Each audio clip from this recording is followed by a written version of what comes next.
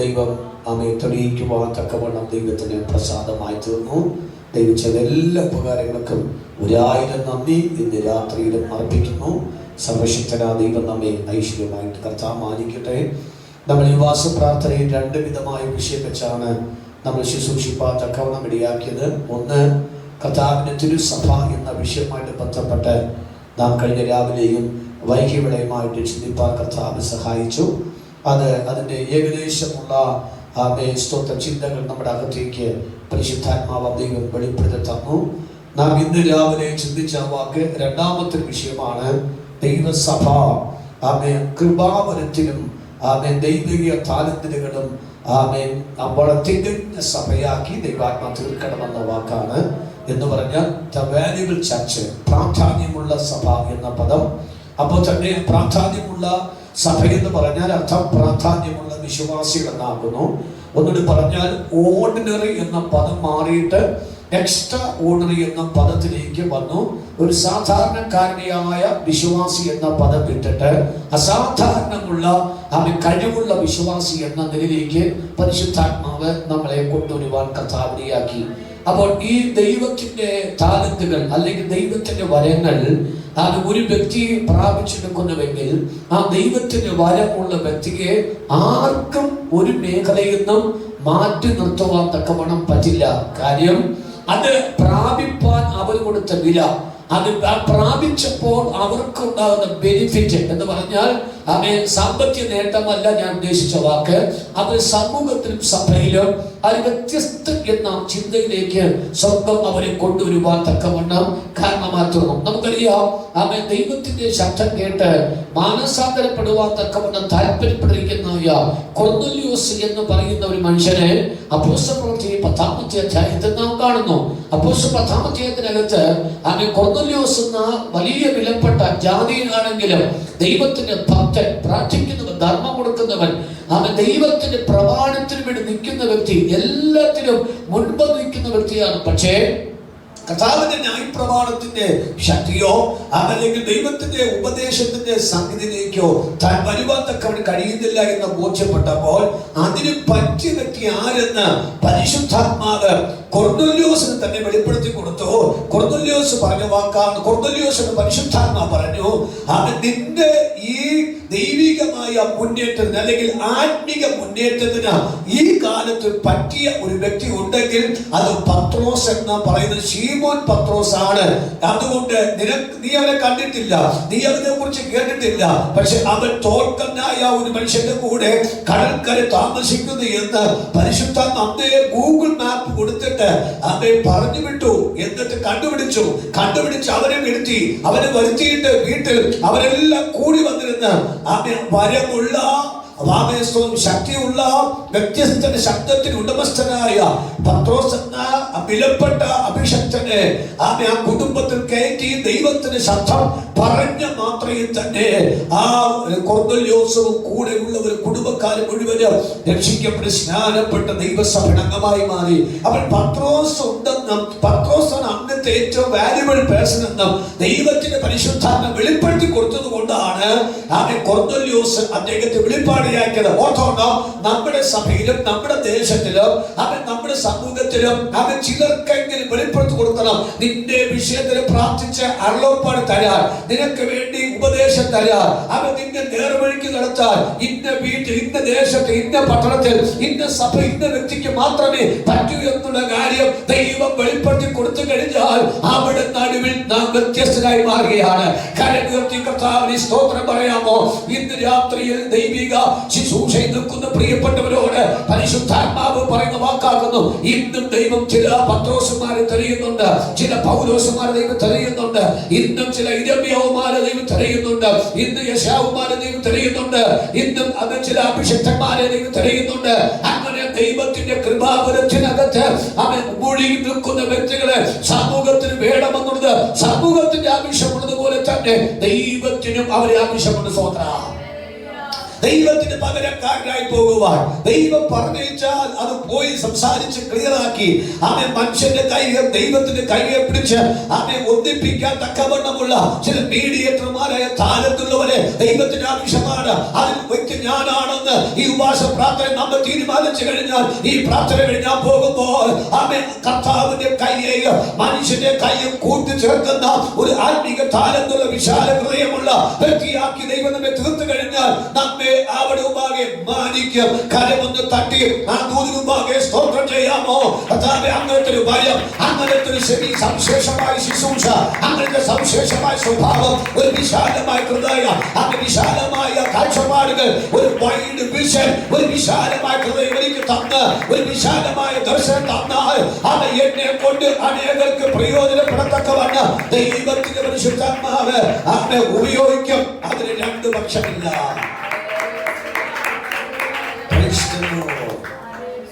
നമുക്കറിയാം,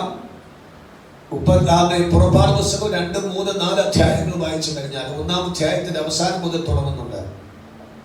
ഒരു ലേവിയ പുരുഷൻ ഒരു ലേവിയ സ്ത്രീയെ വിവാഹം കഴിച്ചു. അതിൽ കൂടി മോശയെ ജനിപ്പിച്ചു.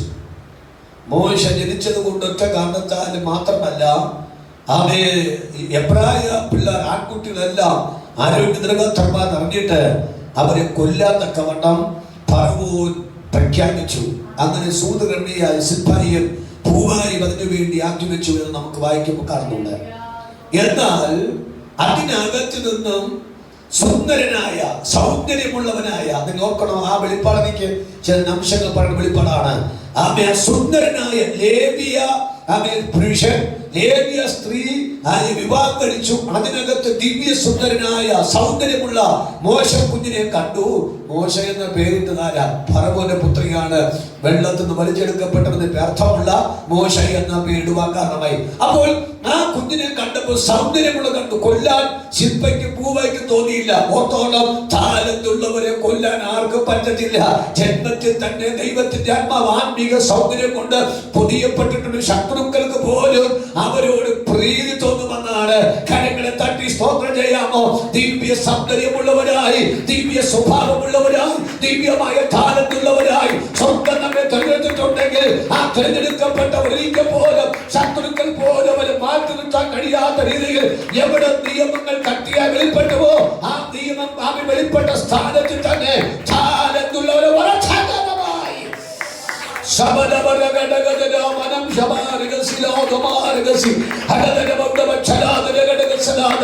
ഇന്ന് രാത്രിയിൽ ഉപവാസ പ്രാർത്ഥനയിൽ മോശ കുഞ്ഞിന്റെ ജന്മനാ തന്നെ സൗന്ദര്യത്തിന്റെ ശക്തി വെളിപ്പെട്ടു വന്നു. അപ്പനും അമ്മയ്ക്ക് മനസ്സിലായി, എന്റെ മകൻ ഒരു വിശേഷതയുള്ള മകൻ. ഇത് കണ്ട സിപ്പയും പൂവയും പറഞ്ഞു, ഇവൻ ഒരു വ്യത്യസ്തനാണെന്ന് ജന്മനാ മനസ്സിലാക്കി.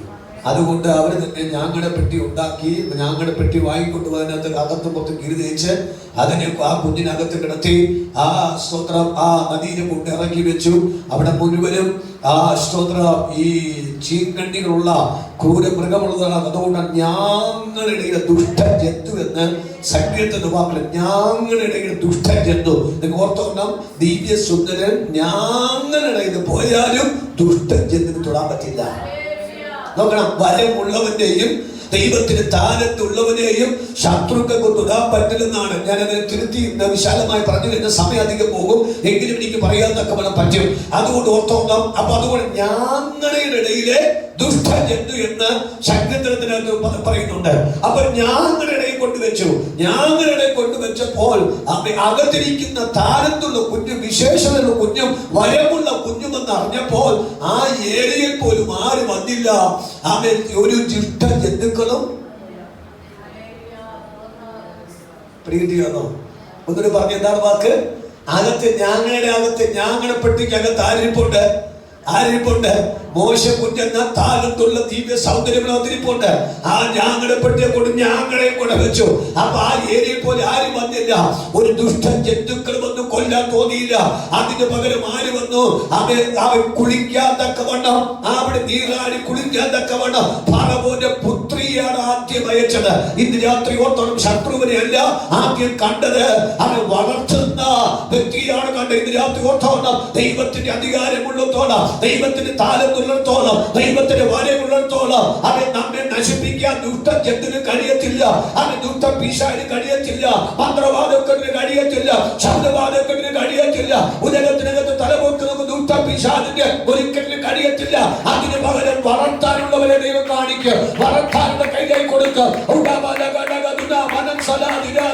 ഇന്ന് രാത്രി ആത്മാവിൽ പറയാ, എനിക്ക് ശുശ്രൂഷ വേണം, എനിക്ക് ഒരു താലത്ത് വേണം, എനിക്ക് വരം വേണം. അങ്ങനെ തലത്തിലേക്ക് നീ എന്നെ കൊണ്ടെത്തിച്ചാൽ ഞാൻ വിശേഷതയുള്ളതായ വ്യക്തിത്വമായിട്ട് ദൈവം തീർക്കും. ആ മോശയെ 40 വർഷം സകല അഭ്യാസം പഠിപ്പിച്ചുകൊണ്ട് ആ ഫറവോന്റെ പുത്രിയായിട്ട് തന്നെ ഫറവോൻ വളർത്തി. 40 വർഷം കഴിഞ്ഞപ്പോഴാണ് ചില കാരണങ്ങളാൽ താൻ പുറത്തിറങ്ങേണ്ടി വന്നു.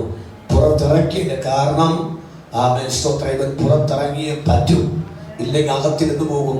കാരണം ഇവനെ കൊല്ലാതെ ഈ 40 വർഷം നിർത്തിയതും ദൈവം ദിവ്യ സൗന്ദര്യം കൊടുത്ത് പൊതിഞ്ഞതും താലത്ത് കൊടുത്ത് കഴിവ് കൊടുത്ത് പ്രാപ്തനാക്കിയതും 1000 തകർന്നു പോയവരെ പുറത്തു കൊണ്ടുവരാനാണ്. അതാ ഞാൻ രാവിലെ പറഞ്ഞ അർത്ഥം. കൃപാവരങ്ങൾ മുഴുവനും പൊതുപ്രയോജനത്തിന് വേണ്ടിയാണ്. എന്തിനാ പൊതുപ്രയോജനത്തിന് വേണ്ടി എന്നുള്ള കാര്യം? പിശാചിന്റെ അടിമത്തിരിക്കുന്ന ശാപത്തിന്റെ അടിമത്തിരിക്കുന്നതായ ചില ജനത്തെ ആ അടിമത്തിന്റെ കെട്ടിൽ നിന്ന് പുറത്തു കൊണ്ടുവരുവാനാണ് ദൈവം താലന്തുകൾ തന്നത്. ഇന്ന് രാത്രിയിൽ പരിശുദ്ധാത്മാവിനെ പ്രവചിച്ചു പറയാം, ദൈവം ഈ സഭയ്ക്ക് ജനത്തിനും ചില കൃപാവരങ്ങളെ ആ ദൈവം ഉപയോഗിക്കാൻ തക്ക കൊടുക്കും. ആ കൃപാവരം കൊണ്ട് അവർ ഉപയോഗിക്കപ്പെടുന്നതാകുന്നു. പാപത്തിന് കെട്ടിരിക്കുന്നവര്, ശാപത്തിന് കെട്ടിരിക്കുന്നവര്, സകല കെടുതികളും പെട്ടവര് അതിന്റെ അടിമത്തത്തിന് പുറത്തു കൊണ്ടുവരാനാണ്. സ്വോത്രം ചെയ്യാം, സ്വോത്രം ചെയ്യാം, സ്വോത്രം ചെയ്യാം. അക്കരമൊന്ന് അടിച്ചാത്മാവി സ്വോത്രം ചെയ്യാം. എനിക്കൊരു ശിശുവിനെ തന്നാൽ, എനിക്കൊരു വരം തന്നാൽ, എനിക്കൊരു താലന്ത് തന്നാൽ, എനിക്കൊരു കഴിവ് തന്നാൽ, അവൻ അടിമത്തത്തിൽ അയ്യം വിളിക്കുന്നതായ, അടിമത്തത്തിൽ ഞെരുങ്ങിയിരിക്കുന്നതായ, അടിമത്തത്തിൽ തീർന്നിരിക്കുന്നതായ ദിനത്തെ അവൻ ഞാൻ തന്നെ പുറത്തു കൊണ്ടുവരിക.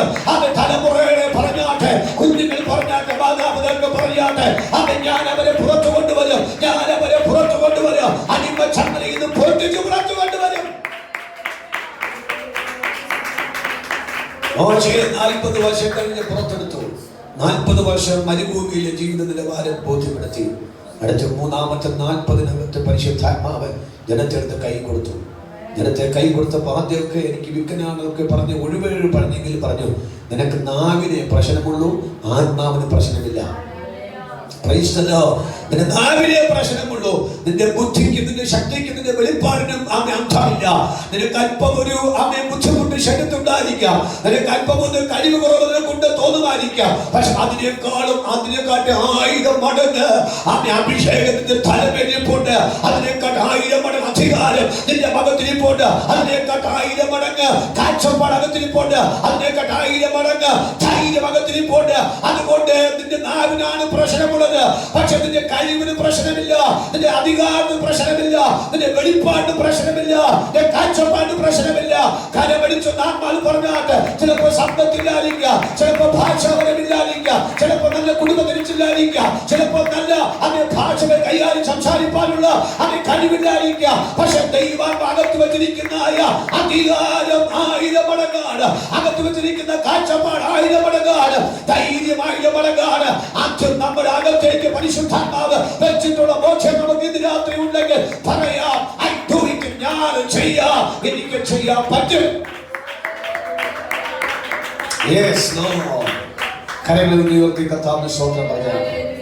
ദൈവം കൊടുത്ത ഒരു വടി പണ്ടുണ്ട്, ആ വടി എടുത്തുകൊണ്ട് ദൈവം പുറപ്പെടുവിച്ചു. നിങ്ങൾക്കറിയാമല്ലോ, ലോകം കണ്ടതിൽ വെച്ച് ഏറ്റവും വലിയ പാസ്റ്റർ, ലോകം കണ്ടതിൽ വെച്ച് ഏറ്റവും വലിയ ധൈര്യമുള്ളവൻ, ലോകം കണ്ടതിൽ വെച്ച് ഏറ്റവും വലിയ നായകൻ, മാസ്റ്റർ എന്ന പദവിക്ക് ആരുടമസ്ഥനായി? അതുകൊണ്ട് എന്ത് പറ്റി? ഞാൻ അവിടെ കഴിഞ്ഞ ദിവസം ഈ വചനങ്ങൾ ധ്യാനിച്ച് അവയെ പറഞ്ഞപ്പോൾ ചിന്തിച്ചപ്പോൾ എൻ്റെ അകത്ത് ഒരു വരി ഇങ്ങനെ വന്നു, വരമുള്ളവർക്ക് വഴി തുറക്കുമെന്ന്. എന്ന് പറഞ്ഞു, ഉറക്കെ പറഞ്ഞേ, വരം. ഒന്നുകൂടെ പുറകെ, വരം. ദൈവം കൊടുത്ത വരം ഉള്ളവർക്ക് വേണ്ടി വഴി തുറക്കും. അത് ഓർത്തോണം. എനിക്ക് പ്രാർത്ഥന വരമുണ്ട്, എനിക്കൊരു വിശ്വാസപരമുണ്ട്, എനിക്കൊരു പ്രവചനപരമുണ്ട്, എനിക്കൊരു വ്യാഖ്യാനപരമുണ്ട്, എനിക്ക് ഭാഷയുടെ പരമുണ്ട്. എനിക്ക് എന്തെങ്കിലും ജ്ഞാനത്തിന് പരമോ വിവേകത്തിന് പരമോ പരിജ്ഞാനത്തിന് പരമോ ഏതെങ്കിലും വരമുണ്ടെങ്കിൽ എനിക്ക് രാജ്യങ്ങളുടെ വഴി തുറക്കും, അത് ദേശങ്ങളുടെ വഴി തുറക്കും. അത് ഏതൊക്കെ നന്മകൾ എവിടെയൊക്കെയാണോ ഉള്ളത് അത് വ്യാപാരം ചെയ്യുവാൻ തക്ക വഴി തുറക്കുമെന്നാണ് ഈ രാത്രി ഓർത്തണം. വരമില്ലാതെ വഴി തുറക്കത്തില്ല. അങ്ങനെയെങ്കിൽ പിന്നെ കൃപാവരത്തിന് വേണ്ടി വാഞ്ചിച്ചേ പറ്റൂ. എന്തിനു വേണ്ടി? വരം വന്നെങ്കിൽ വഴി തുറക്കൂ. ഒന്ന് പറഞ്ഞുറക്കെ പറഞ്ഞ്, വരം ഉണ്ടെങ്കിൽ മാത്രമേ വഴി തുറക്കൂ. വരം ഇല്ലെങ്കിൽ അടയും, ഉള്ള വഴി എന്ത് ചെയ്യും? അടയും. അപ്പൊ ഓർത്തോണം, ദൈവത്തിന്റെ പരിശുദ്ധാത്മാവ് നമുക്കും നമ്മുടെ കുടുംബത്തിനും നമ്മുടെ കുഞ്ഞുങ്ങൾക്ക് വേണ്ടി ചില വഴികൾ തുറക്കും. ഈ വരുന്ന മാസങ്ങളിൽ നമുക്ക് വിശ്വാസത്തോടെ പറയാ, ചില വഴികൾ നീക്ക് ഇവിടെ തുറക്കുക. പ്രാർത്ഥന വരം എനിക്കുണ്ടെങ്കിൽ, വിശ്വാസത്തിന് വരം എനിക്കുണ്ടെങ്കിൽ, ജ്ഞാനത്തിന് വരം എനിക്കുണ്ടെങ്കിൽ, പരിജ്ഞാനത്തിന് വരം എനിക്കുണ്ടെങ്കിൽ, വിവേകത്തിന് വരം എനിക്കുണ്ടെങ്കിൽ, അവനെ സ്വന്തം ദാനം ചെയ്യേണ്ട വരം എനിക്കുണ്ടെങ്കിൽ, എന്തെങ്കിലുമൊക്കെ വരം എനിക്ക് ദൈവത്തിൽ നിന്ന് പ്രാപിക്കുവാൻ കഴിഞ്ഞിട്ടുണ്ടെങ്കിൽ ആ വരം പ്രാപിച്ച എനിക്ക് വേണ്ടി സ്വർഗം വഴി തുറന്നിരിക്കും. കരം തട്ടി സ്തോത്രത്തോടെ പറയാ, വിശ്വാസത്തോടെ എനിക്ക് വിശ്വാസം പ്രാർത്ഥനയും എനിക്ക് വരം വേണം. ആ വരം കിട്ടിയെങ്കിലേ എനിക്ക് വാതിലുകൾ തുറക്കത്തുള്ളൂ. അത് രാജ്യങ്ങളുടെ വാതിൽ, കുടുംബങ്ങളുടെ വാതിലുകൾ, പട്ടണത്തിന്റെ വാതിലുകൾ, അങ്ങനെ സമൂഹത്തിലെ ചില ഗ്രാമങ്ങളുടെ വാതിലുകൾ ദൈവം എനിക്ക് തുറക്കണമെങ്കിൽ എനിക്കൊരു വരം ആവശ്യമാണ്.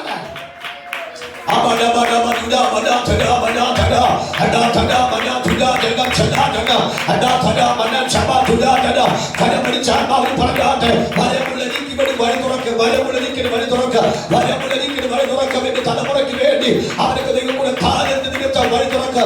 ഏതോ കഴിവുണ്ട്, ഏതോ കഴിവുണ്ട്, ഏതോ കഴിവ് തരുവാൻ കൊതിക്കുന്നുണ്ട്, ഏതോ വരം തരാൻ കൊതിക്കുന്നുണ്ട്. ആ വരം നിമിത്തം ദൈവാത്മ വഴി തുറക്കുമെന്ന് ആ വെളിപ്പാട് കൊണ്ട് കരം തട്ടി പറഞ്ഞാട്ടെ, ദൈവം എനിക്ക് വേണ്ടി വഴി തുറക്കും.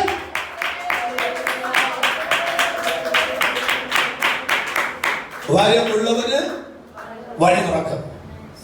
നിങ്ങൾ നോക്കണം, യെരൂശലേമിൽ മാത്രം ഒതുങ്ങിക്കൂടാനാണ് ബർന്നബാസ് പൗലോസ് നിർബന്ധിച്ചത്. പൗലോസിന് ഇഷ്ടവും ബർന്നബാസിന് ഇഷ്ടവും യെരൂശലേം എന്ന നല്ലൊരു കംഫർട്ട് സോണാണ്, നല്ല ആശ്വാസ സ്ഥലമാണ്. എന്നില്ല, ഉത്സവമുണ്ട്, ആൾക്കാരുണ്ട്, ആഹാരമുണ്ട്, എല്ലാ നിലയിലും പെർഫെക്റ്റ് ആണ് ആ യെരൂശലേം.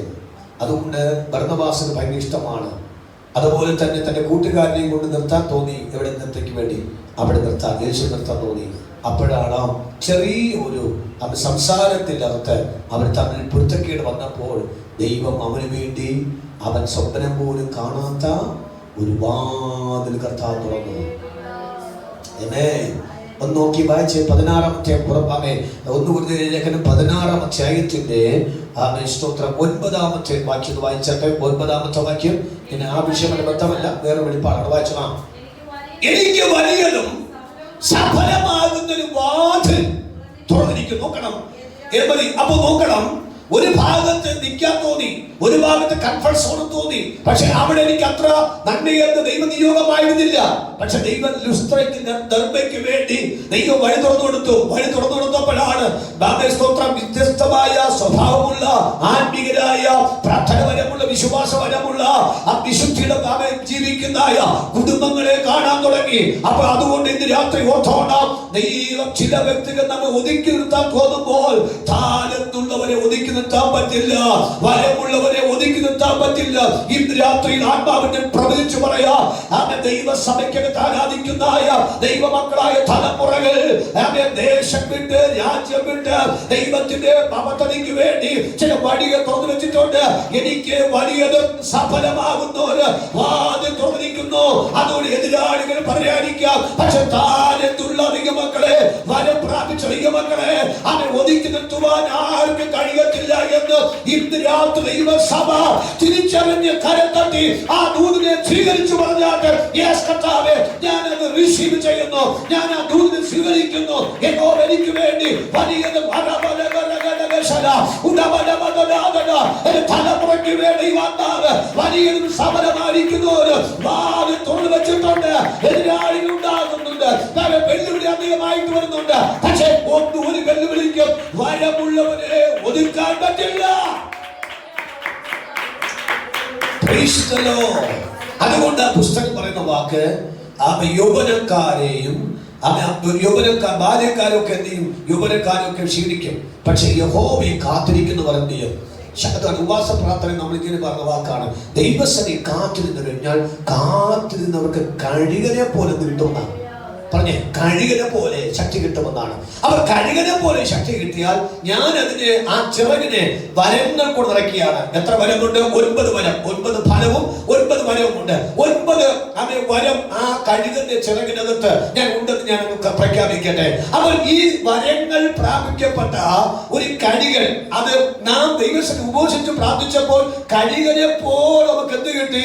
ശക്തിയും പുതുക്കവും പ്രാപിച്ചു. അപ്പോൾ കഴുകനെ പോലെ ശക്തിയും പുതുക്കവും പ്രാപിച്ചപ്പോൾ ആ ചിറക് പണ്ടത്തെ ആ ചിറകെല്ലാം അല്ലെങ്കിൽ പണ്ടത്തെ തൂവലെല്ലാം നമുക്ക് പൊഴിഞ്ഞു പോയി. പണ്ടത്തെ പ്രാർത്ഥന ഫലത്തെക്കാളും പണ്ടത്തെ വെളിപ്പാടിനേക്കാളും പണ്ടത്തെ ദർശനത്തെക്കാളും പണ്ടത്തെ വിശ്വാസത്തെക്കാളും പണ്ടത്തെ വചന വെളിപ്പാടിനേക്കാളും അല്പം കൂടി പുതുക്കം പ്രാപിപ്പാൻ കാരണമായി. അല്പം കൂടി പുതുക്കം പ്രാപിച്ചപ്പോൾ ആ ചിറകിനകത്തേക്ക് താലന്തുകൾ നിറഞ്ഞു, വരങ്ങൾ കൊണ്ട് നിറഞ്ഞു. നിങ്ങൾ നോക്കൂ, ദൈവം വരം പ്രാപിച്ച കഴുകനെ പോലെയുള്ള ശക്തി പ്രാപിച്ച വിശുദ്ധന്മാര് ദൈവാത്മ ചിറകടിപ്പിച്ച് ഒരു ദിശയിൽ നിന്ന് മറ്റൊരു ദിശയിലേക്ക്, ഒരു ദിശയിൽ നിന്ന് മറ്റൊരു ദിശയിലേക്ക്, ഒരു പട്ടണത്തിൽ മറ്റൊരു പട്ടണത്തിലേക്ക്, ഒരു ഗ്രാമത്തിൽ നിന്ന് മറ്റൊരു ഗ്രാമത്തിലേക്ക്, ഒരു രാജ്യത്തിൽ മറ്റൊരു രാജ്യത്തിലേക്ക്, ഭൂഗോളത്തിൽ നിന്ന് മറ്റൊരു ഭൂഗോളത്തിലേക്ക് ഇങ്ങനെ ചിറകടിച്ച് വരങ്ങൾ ഉള്ള പ്രിയപ്പെട്ടവരെ ദൈവം യാത്ര ചെയ്യിപ്പിക്കുന്നുവെങ്കിൽ കരമടിച്ചാൽ പറയാമോ, ഇത്രയും നാൾ സൂക്ഷിച്ചു പോയി, ഇത്രയും ഞാൻ തളർന്നു പോയി, ഇത്രയും നാൾ ഞാൻ ക്ഷീണിച്ചു പോയി, ഇത്രയും നാൾ വേണ്ടാന്ന് വെച്ചു, ഇത്രയും ഇത് മതിയെന്നും ഇത്ര മാത്രം മതിയെന്ന് ചിന്തയിൽ ഞാൻ ചിന്തിക്കേണ്ടി വന്നു. പക്ഷെ എനിക്ക് ഉപവാസ പ്രാർത്ഥനയിൽ ഒരു കഴുകനെ പോലെ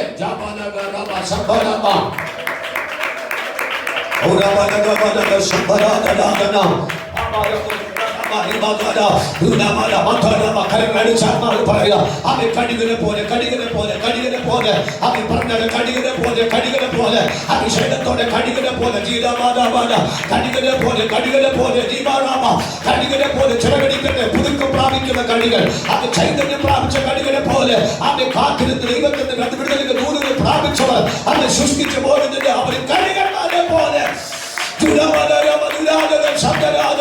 കടികന്മാരെ പോലെ പുതുക്കം പ്രാപിച്ച പട്ടണങ്ങൾ, ഗ്രാമങ്ങൾ, രാജ്യങ്ങൾ, ഭൂഖണ്ഡങ്ങൾ ദൈവത്തിന്റെ അഭിഷേകത്തിന്റെ വരങ്ങളുമായി യാത്ര ചെയ്യത്തക്കവണ്ണ അത്ഭുതം ചെയ്യുന്ന ദൈവമേ, എനിക്ക് അങ്ങനെ താലന്തുകൾ, അങ്ങനത്തെ വരങ്ങൾ, അങ്ങനത്തെ കൃതങ്ങൾ എനിക്ക് തരണമേ ദൈവത്തിന്റെ ആത്മാവിൽ പ്രാർത്ഥിക്കൂ. സ്വർഗം ഇന്ന് നമ്മുടെ മേൽ ആ ശുശ്രൂഷയെ ദൈവം കൈമാറുകയാണ്.